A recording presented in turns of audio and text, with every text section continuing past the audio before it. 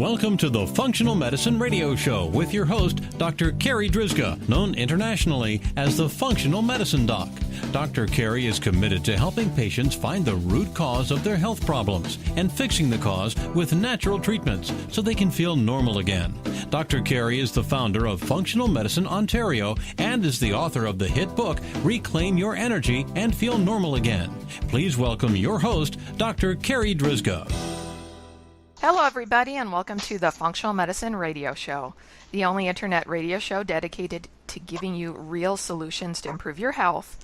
Not only are they real solutions, but they're natural solutions as well, because as you know, the one and only true wealth you have is your health. I'm your host, Dr. Carri Drzyzga, the Functional Medicine Doc, and I'm committed to helping you find the root cause of your health problem, fix the cause with natural treatments, so you can feel normal again and live your life to the fullest. Just a quick bit of housekeeping before I introduce today's special guest. I'm happy to announce that I'm now working on my next book. The title is Reclaim Your Energy and Feel Normal Again for Men.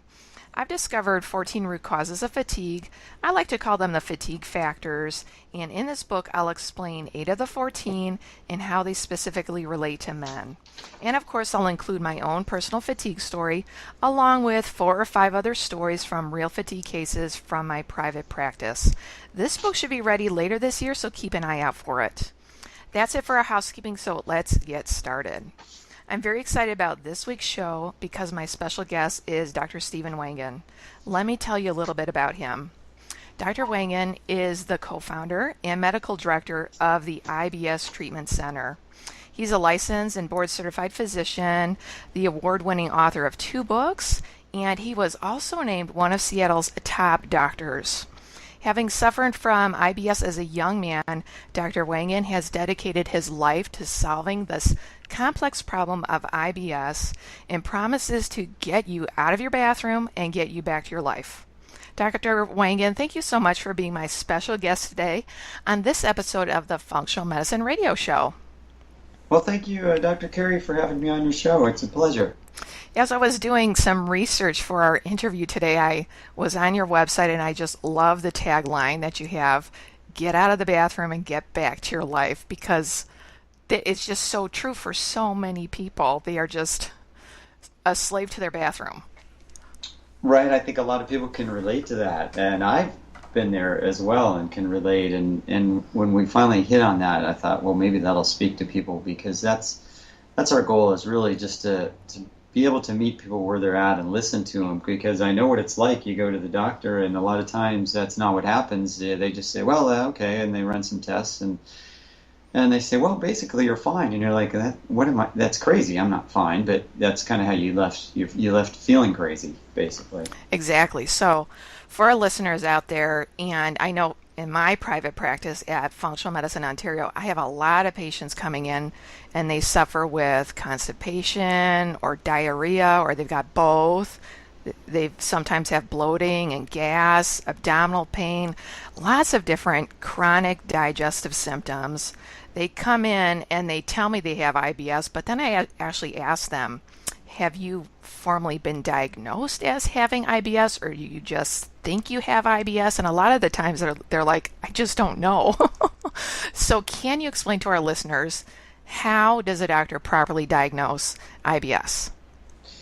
Sure. You know, that's a good point, because people come in and sometimes they don't really know. But in fact, a lot of times the doctor doesn't really know either, because it's just a diagnosis of excluding other problems, unfortunately. So as the IBS Treatment Center, we certainly do diagnose IBS, and but I don't worry nearly as much about that as people might suspect, because what happens is it's just this giant label that when you have a digestive problem, if it's constipation or it's diarrhea or it's gas or bloating or abdominal pain, or in any combination, you could have them all at the same time, you could have just one of them, and you've essentially ruled out other things. So the doctor has ruled out ulcerative colitis and Crohn's disease, they've ruled out appendicitis, they've ruled out gallstones, the kinds of things that people often hear about. And most people, fortunately, do not have those things. Maybe they go to the gastroenterologist and the gastroenterologist says, well, maybe let's scope you. And so they maybe get a colonoscopy and then they say, well, everything looks pretty good.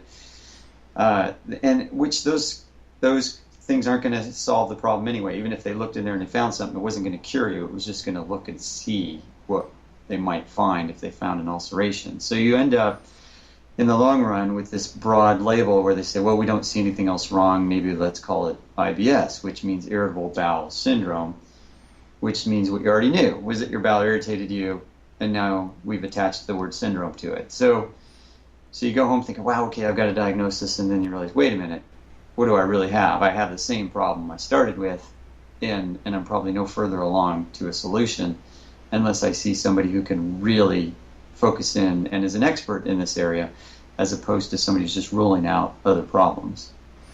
So exactly as you said, the diagnosis of IBS is really just a label. It doesn't tell us anything about what the real cause is. So once a patient has a diagnosis, in your center at the IBS center, how do you go through testing to really find the root underlying causes? Well, of course, right, that's just the beginning. That's the starting point, not the ending point. It's well, we have a problem here. This patient has a problem, and we have to believe them because you can't test for IBS. There's no test for that. So you have to take them at their word, at face value, and they say, I have this digestive problem, and everything seems to come out normal when doctors test me, but I know there's a problem because I got these symptoms. And I say, okay, well, I'm 100% behind you. I believe you have the symptoms because I've had them. So what is it? That's the question, obviously. What is the real cause of this? And when you go online, like everybody does nowadays, and you look and you read, you can read hundreds of different things that are going to cause this, right? You can say, oh my gosh, it must be that I eat junk food, or it must be coffee, or it must be gluten, or it must be about probiotics, or it must be bacterial overgrowth, or maybe it's candida and yeast, or, and it's on and on. It's SIBO, it's small bacterial it's just goes on forever. You find a million different reasons why you have this, and they all have the legitimacy behind them. There are people who suffer from all of those different things, and the trick is working with somebody who's going to help you narrow all that down and figure out what's relevant. What are the pieces to your puzzle that need to be put together so that your IBS can be cured? Because if you don't do that, if you just look, at try one thing and you say, well, it must be this or that, or you just broadly joins the latest diet fad or what have you, the chances of you hitting on the answer are incredibly small. But a few people do, and they get really excited, of course, and they go and they talk about it and write about it and put things online, and it worked for them, which is fantastic. But the challenge is what's going to work for each individual patient. And so we just have to start with the patient and their history and their story and what have they done already and what tests have they had run already, and start to narrow all these things down and decide what we need to do next, because there are literally hundreds of causes. So it's not as if we can just do one thing or run one test and say, well, this is what's going to give us the answer. We have to be really methodical about going through a giant mental checklist of all these different conditions and starting to put the pieces together so that then we can address that patient and figure out what's wrong. And I guess it's like any specialty in medicine.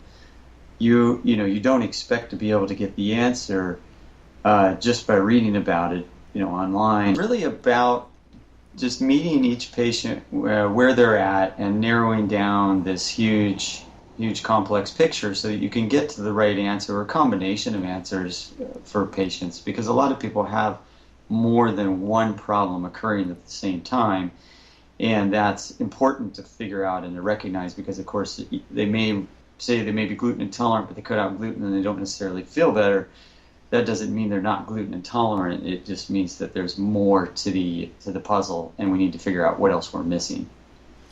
It's always nice when there's like one reason why the problem is there, and then we fix it, and then life is great again for the patient. But the reality is, oftentimes it's a lot of little things that add up, and it can be really complex. And so that's where working with a professional really pays off, because it is trying to figure out that puzzle, and it's not easy for us either, even though we've had all these years of experience and all these patients. It's really a complex web. So I know for you, you have you know that there's several hundred causes of IBS, but two of the big ones, if we can talk about them today, are food allergies and sensitivities, and then microbes like parasites and bacteria and whatnot. Right. There's two often broad categories that we might call, like you called it, food allergies and sensitivities, and then this microbial world. And they're both really important and really key, and there's a lot of overlap between them as well, and a lot of often confusion, I find, because as people often chalk digestive problems up to what they might call leaky gut, and they'll try to sell leaky gut as the cause, but really leaky gut's just another big fancy term. It's no more informative than IBS is. Mm-hmm. It just means that there's a problem and there's inflammation, and there are lots and lots and lots of things that can cause that problem. And you can't just, there's not just a cure for leaky gut. Sometimes I get patients who think that, who think, well, we just need to cure my leaky gut. And I'm like, well, yeah, that's not any different than saying we need to cure your IBS. We need to figure out why you have this problem. Yeah, and even if you do have leaky gut, what is causing your leaky gut? Exactly. And figure that out. And so you can be, for example, you can be sensitive to foods, but not because of the food. It could be because of the microbial world. And that the food that you may actually be able to, if we can solve the microbial world problem, then you might be able to get a certain food back in your diet. Whereas in other cases, it's really truly is the food's fault. It's the food. You cannot eat that food. That's because if you do, it's only going to cause problems. And that just varies from patient to patient. So there isn't one food that's like the evil food out there. But everybody wants to find that because that's more convenient to say, well, this food's evil and these foods are not. And that's always nice if you could do that. But in reality, it doesn't work that way because it depends on the individual. And how their body and how their immune system responds to a certain food, or how their microbial world responds to the foods. And so that's what we're trying to do, is narrow those kinds of that huge world of variables involved in those areas down to figure out what's relevant for each patient. So with foods, you could have a food allergy, you could have a food sensitivity, you could have an intolerance, you just might not be digesting it well. And like you said, it could be that the microbes, the bacteria or yeast or whatnot in your gut are creating chaos with that food too. Exactly. There's all these combination of issues, which is the advantage of having worked with thousands of IBS patients, is that we get a better sense of that, over time. And sometimes it's even hard to articulate it all, but it's one of those things that the more and more you see, of course, the better you get at it, which is true for any condition, and any doctor. It gets easier for you in some respects, and yet it's never super easy. It's not like you just automatically always know the answers, but as you see these things, you get a better sense of what might be going on, and then you start to realize, oh, wait a minute, I should run this kind of test instead of that kind of test. Because there are lots of different stool tests, and there are lots of different food allergy and food sensitivity and food intolerance tests, but they all have their different strengths and weaknesses, and they're all telling you something different. So you can't just necessarily compare one to another and say, well, I've already had this done, and therefore I already know the answer to this problem. Because you don't necessarily. There are different reasons to run different tests, and that's what makes it tricky and challenging, and that's where seeing a doctor comes in. I mean, you want to see somebody who understands these things, because that's what every patient wants. When I'm a patient, I want to go to a doctor who knows what they're doing and knows what to run and what procedures to do and all that, so that we can narrow things down and find out what the answer really is, as opposed to going to somebody who says, well, this is the one-size-fits-all treatment that I give to all my patients, and therefore you're going to get it too, and we'll cross our fingers and hope it works. That's always unfortunate when that approach is being delivered.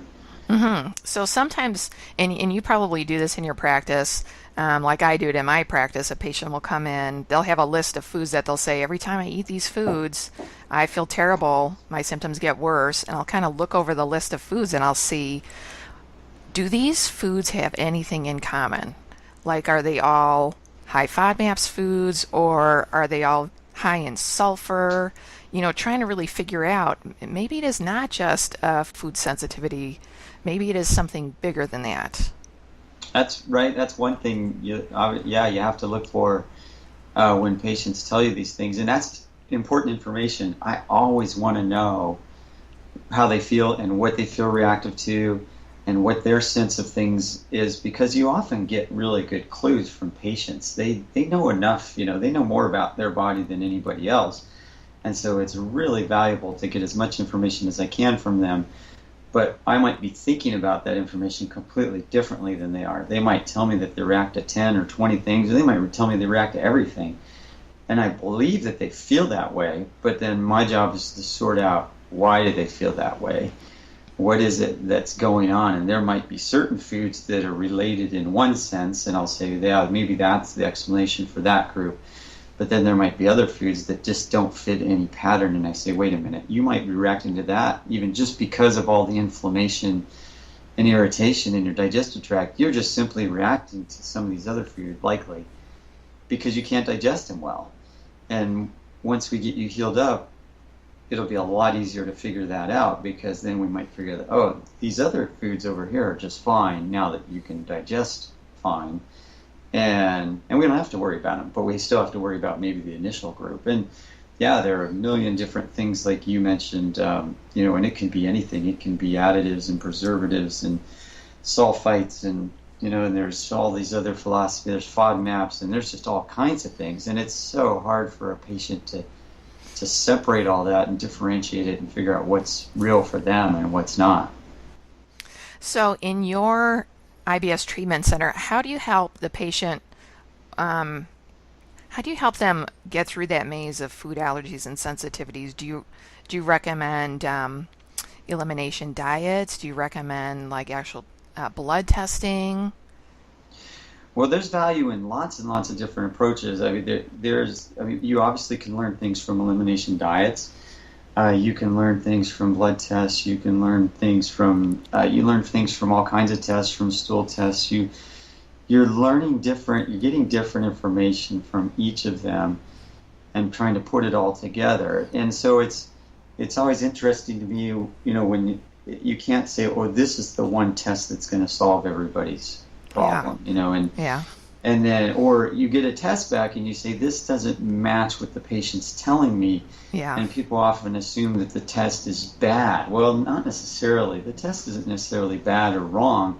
It's just that there's a different reason that the person is reacting to a food that you don't necessarily see positive, and that's assuming the lab work is accurate to begin with. So you've got all of these issues that you have to become an expert at, because the test might be fantastic but not agree with the patient's experience of eating that food. Therefore, there's a different reason that they're experiencing that. But then there could be a test that they're running that's really not any good, and not even reproducible. And so if they're coming in with a test like that and they're saying, I'm using this and I don't know, I'm not getting any real resolution of my symptoms. I mean, sometimes they'll bring in tests, they'll just say, well, that test doesn't help me anyway, it's unreliable, I can't count on that. So as a specialty clinic like we are at the IBS Treatment Center, we have to spend a lot of time evaluating the labs themselves. So we will actually do quality control and quality assessment on the labs and send out split samples and see which labs are reproducible and which ones aren't, and what's actually lab work that we can count on and rely on, because that's super important. And of course it takes a lot of time and a lot of money to do that, but it's one of the things that allows us to be different, sets us apart, because most practitioners don't have that option and to do that, and it's surprising. It's surprising what you learn when you do that, because it's fascinating, the differences in the labs and the quality control in the labs, and it's not something that that we're even allowed to talk about, because then it becomes a huge liability and all these other legal issues. But when you can do it in-house, it's amazing what you learn when you do those sorts of things. Absolutely. So, can we talk a little bit about the microbial aspect? Because right now that's a really hot topic in the research arena about what is living in our gut, what should be there, what's not supposed to be there, how do we test it, how do we treat it? Oh, can you talk about that? Yeah, yeah, it's a super hot area, yeah. And it's really hot in the research world, but there's still a big disconnect between what's going on in the research world and what's really happening in clinical practice. So you've got all this amazing stuff that's being done by researchers when it comes to mapping the microbiome and learning about what's happening in that ecosystem in the gut, which is, of course, a fascinating area because it's got to be important. I mean, it's amazing to me how the medical system will ignore stuff when they don't understand it. So if the medical system doesn't understand something, they just blow it off. They're like, there's bacteria in the gut, whatever, for decades. Just, who cares, just who cares? We don't care. What good could that do anybody? But obviously it's there for a reason. I mean, of course it's there for a reason because we had to evolve with these bacteria. So millions of years weren't just some random accident. This is the way things need to be, and our health is really tied intimately with these bacteria. So, of course, now we have some idea that that's the case, but the question is, how do you assess all of that, and how do you figure out what's really going on in there? And there are some tools, but even the tools that are being used are fairly rudimentary still. We don't still have the kind of tools that we'd like to have. So a lot of what we do when we're treating patients is not only using stool tests to try to assess that, but we have to use a lot of clinical experience, a lot of just clinical history with the patient to help us try to understand what's going on in that microbial world, because unfortunately we're still at early stages with lab work and assessment tools to understand truly what's going on in the digestive tract. And of course you hear about all kinds of things like fecal transplants and these kinds of things, which are fascinating, but I don't think we really understand a whole lot about that, other than if you have Clostridium difficile and you can't solve the problem, a fecal transplant might be able to help you solve that problem. Or if you have another problem, maybe it can, but it's the use of that is so limited still, legally as well, that we don't know a whole lot about it. But we're learning more every day, and we're seeing more research come out every day, so it's exciting because there's an awful lot of important stuff going on down in that microbiome in your digestive tract. That we certainly focus on at the IBS Treatment Center, and that everybody would like to know more and more about. Dr. Wangen, can you talk about what's new in the world of IBS, or what do you see as coming up on the horizon for IBS treatment? Gosh, it's an interesting question. I think that really is what's kind of new and coming up on the horizon, is with regard to that microbiome in the digestive tract. Because most of the stuff really is going back to the basics from my perspective. It's fundamental, going back to, are there foods that a person should eat or not eat? Are there bacteria that should be there or shouldn't be there? And I think in medicine there's this temptation to always come up with new technology and new procedures, and everything that's new is better and fancier. But in reality, digestive health is old. We were born, or should have been born, to innately have a wonderful digestive tract. And if we don't, then it's trying to get back to that state, to figure out, what changed that over the course of our life. And so, there are probably some things out there that are going to come out, but really often they're more distracting than they are valuable. Because a lot of stuff comes out every day. I see some new product and some new service and some new thing, and mostly it's marketing, and it's not something that's probably going to help me a whole lot. It's about getting back to the basics and really understanding what's that digestive tract supposed to be like. What did evolution do for us that we need to get out of the way of, basically? What obstacles do we need to remove to get back to that? Dr. Wangen, can you give us 3 actionable tips that our listeners can start doing today to help them if they do happen to be suffering with IBS? I think the number one thing, the most important thing is if you've been told that there's no answer and that there's, and you feel like there's no hope, then I want people to be able to realize that that's just completely wrong. That's false. There is tons of hope. There is lots of reason to believe that you can get better, but you probably haven't seen the right person yet. You have, it's like anything. You have to find people who can help you, or it's just like if you have a car that's not running properly. If your mechanic said, "Well, sorry, you have sick car syndrome," irritated car syndrome, it doesn't want to run. That's ridiculous. Nobody would buy that. They would say, "Okay, I've got to find somebody who can help me solve this problem." And that's number one is realizing, hang in there. Don't give up. Hang in there. Keep trying to find somebody. Keep working with somebody.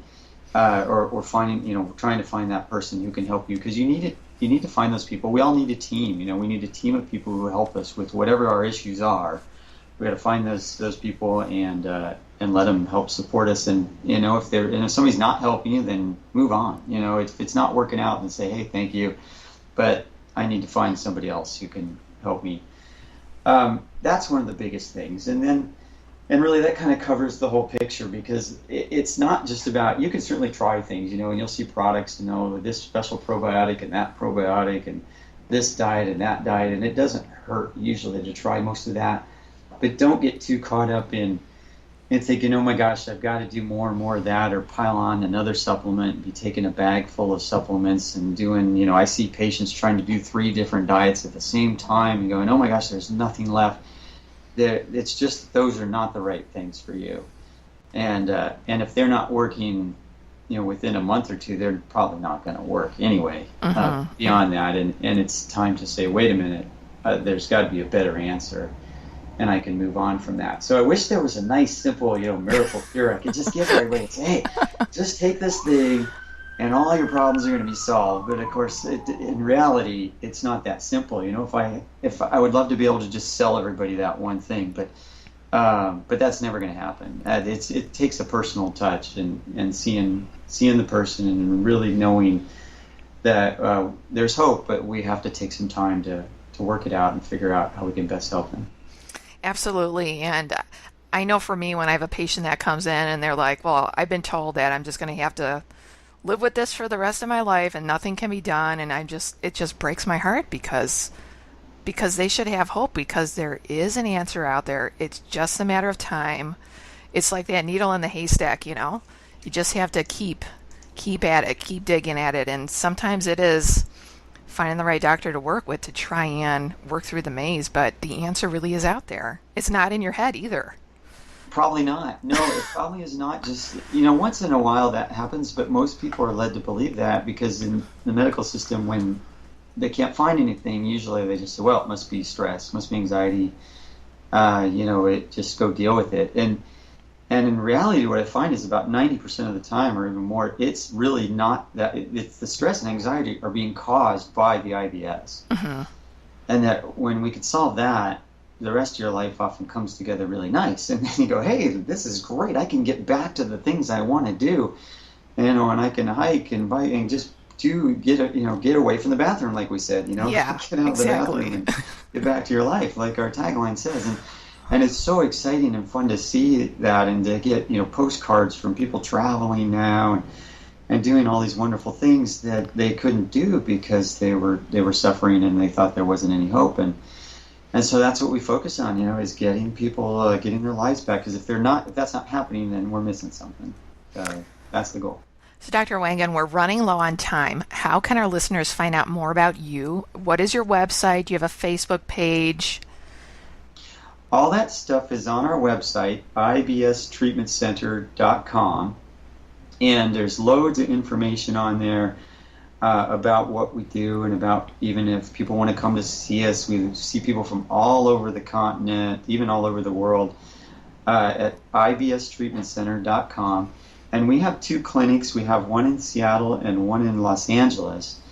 And we do get a lot of people who travel and come in to see us. And so there's lots of information about that on our website. And if people have questions or they want to know more, they can call us. They'll see that on our website, or email us. And if you like Facebook or you like Twitter or you like to read blogs, you can link to all that right off of our website, ibstreatmentcenter.com. So for the listeners out there, if you happen to be driving in your car right now or out for a jog, or if you're actually looking for a bathroom or you're in the bathroom, I will make sure that website, the link for that website is in the podcast notes so that you can easily find Dr. Stephen Wangen and his IBS treatment centers. Dr. Wangen, thank you so much for being my special guest today. This has just been an awesome interview. Hey, well, thank you very much for having me. Yeah, it's been a lot of fun for me too. And if you ever want to talk again, just let me know. All right, that wraps up this very special episode of the Functional Medicine Radio Show with Dr. Stephen Wangen. And I want to thank you, our listeners, for tuning in today.